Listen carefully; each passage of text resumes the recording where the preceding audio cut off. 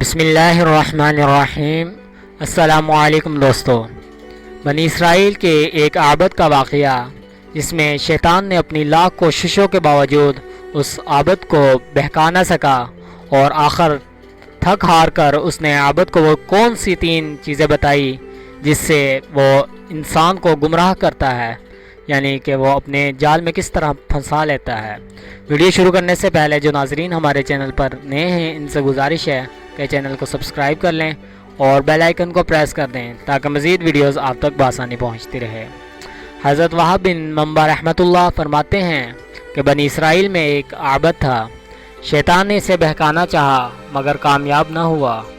عابد ایک دن کہیں باہر گیا، شیطان بھی اسی طاق میں اس کے ساتھ ہو لیا کہ شاید کوئی موقع ملے، چنانچہ شہوت اور غضب کے ذریعے اسے بہکانا چاہا مگر ناکام رہا۔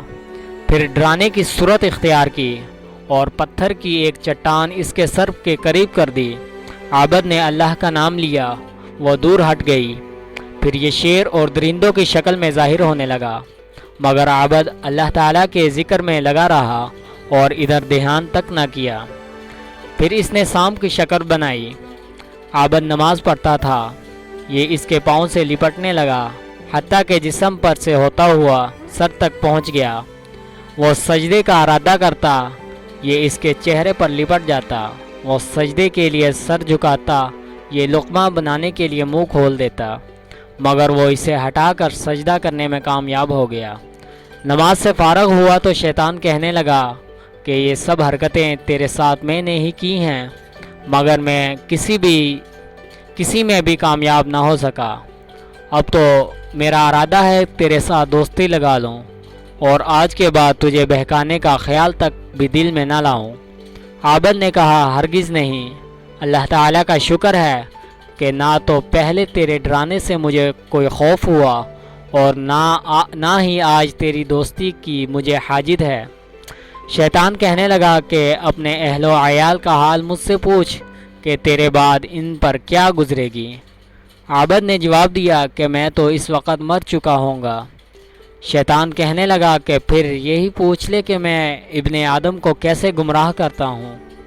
عابد نے کہا ہاں یہ بتا دے کہ انہیں گمراہ کرنے میں تو کیسے کامیاب ہوتا ہے۔ شیطان کہنے لگا 3 چیزوں سے، بخل سے، غصے سے اور مدہوشی سے۔ ایک انسان جب بخیل ہوتا ہے تو ہم اس کا مال اس کی نگاہوں میں قلیل دکھاتے ہیں، جس سے وہ حقوق واجبیہ میں صرف کرنے سے رک جاتا ہے اور لوگوں کے مال میں رغبت کرنے لگتا ہے۔ اور جب کوئی آدمی غصے کا مریض ہو تو اسے اپنی جماعت میں یوں گھماتے اور چکر دیتے ہیں جیسے بچے گیند کے ساتھ کھیل رہے ہوتے ہیں، کوئی ادھر پھینکتا ہے اور گھماتے ہیں۔ ایسا شخص خواہ اپنی دعاؤں سے مردوں کو زندہ کرنا بھی جانتا ہو مگر ہم اس سے مایوس نہیں ہوتے، وہ جو چاہے بنا لے، ہم ایک ہی کلمے سے اسے بگاڑ دیتے ہیں۔ اور جب کوئی شخص مدہوش ہوتا ہے تو ہم اسے ہر برائی کی طرف پکڑ کے یوں لے جاتے ہیں جیسے کوئی بکری کا کان سے پکڑ کر جہاں چاہے لے جائے۔